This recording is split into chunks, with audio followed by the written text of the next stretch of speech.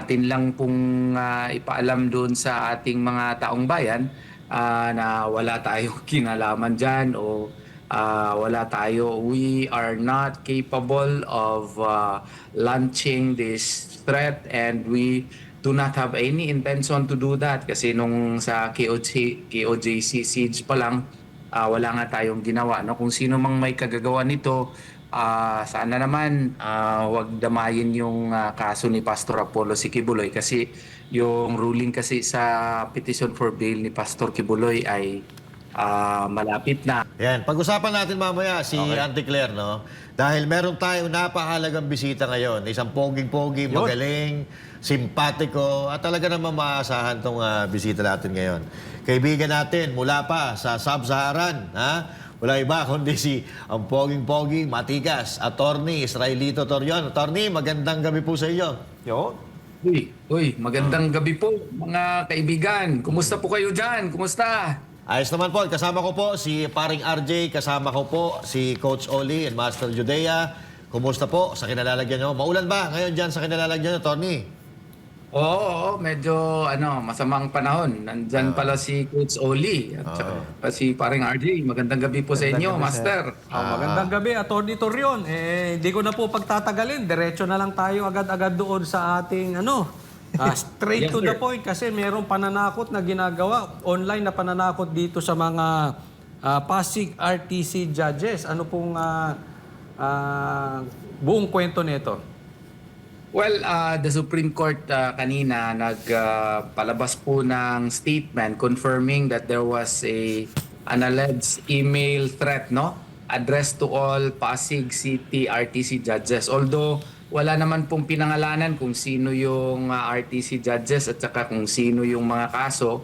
Pero kahapon kasi may lumabas na dalawang pangalan. Isa doon ang kaso, dyan daw nakatrial si Pastor Apollo si Kibuloy. So atin lang pong ipaalam doon sa ating mga taong bayan na wala tayong kinalaman dyan o wala tayo. We are not capable of launching this threat and we do not have any intention to do that kasi nung sa KOJC siege pa lang, wala nga tayong ginawa. No? Kung sino mang may kagagawa nito, sana naman wag damayin yung kaso ni Pastor Apollo si Kibuloy kasi yung ruling kasi sa petition for bail ni Pastor Kibuloy ay malapit na. So parang kailangan natin magsalita para i-answer natin ito kung sino man ang nasa likod nito na sana naman fair lang ang laban sana. Fair lang. Attorney, so itong tungkol dito sa pananakot na ito ay kung susundan ko yung inyong mga sinasabi, parang ito ay naiko-connecta kay Pastor Kibuloy. Hindi kaya ito ay it's the other way around. Baka naman yung threat coming from the outside para hindi makapag-bail si Pastor Kibuloy. Hindi kaya, Attorney? That is really a real possibility po, kaibigan, no? And that is why we have to speak out kasi matagal na nating inihintay ito. Sana we will just let justice take its course at wala tayong gagawin na makakatakot doon sa ating mga huwes, no? Especially doon sa judge na naglilitis po sa mga kaso kasi unfair po yung mga ganyan. Magtatrabaho lang sila. We will let them decide based on the merits of the case at wala pong takutan. So, ito yung napapanood ko, Attorney Torion, ang mga kasong hinahawakan daw ay una, syempre si Pastor Kibuloy, tapos si kay Alice Go daw. No? Yes. Ito po yung mga nasa balita ngayon. Kayo po ba ay meron ng tinitingnang suspect kung posibleng kung saang kampo galing itong mga pananakot sa mga judges? Meron tayong usual suspect, no? Pero wala tayo kasing klarong ebidensya.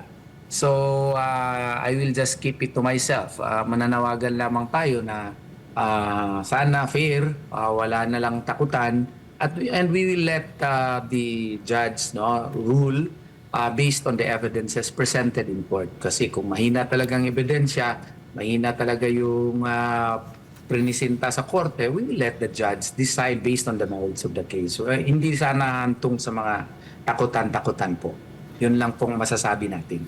Attorney, itong normal bang nangyayari ito sa mga RTC judges na tinatakot sila online? And kung normal to, do you think masasway ang mga desisyon nitong mga tinatakot na judges? Well, depende talaga yan sa mga individual judges, no? Pero naniniwala ako na hindi sila matadala sa mga ganong mga bagay. Kasi they are trained to resist whatever threats, no, that are directed against them. And sa atin lang, sana tigilan na yan at i-allow natin yung mga judges na magtrabaho na walang mga takutan man lang. Dahil sa sinasabi ko, kung gusto ng KOJC naman ako, hindi nga tayo nanakot nung grabe yung oppression, no? Grabe yung mga atake sa KOJC noong August 24 hanggang September 8, namatayan pa tayo. Tapos wala man lang tayong ginawa. Si Pastor Apollo Sikibuloy is even harking, calling for patience, no? And convincing his followers not to take the law into their own hands. So that is why we are requesting, no, those who are behind this to stop and to allow the judges to decide based on the merits of the case.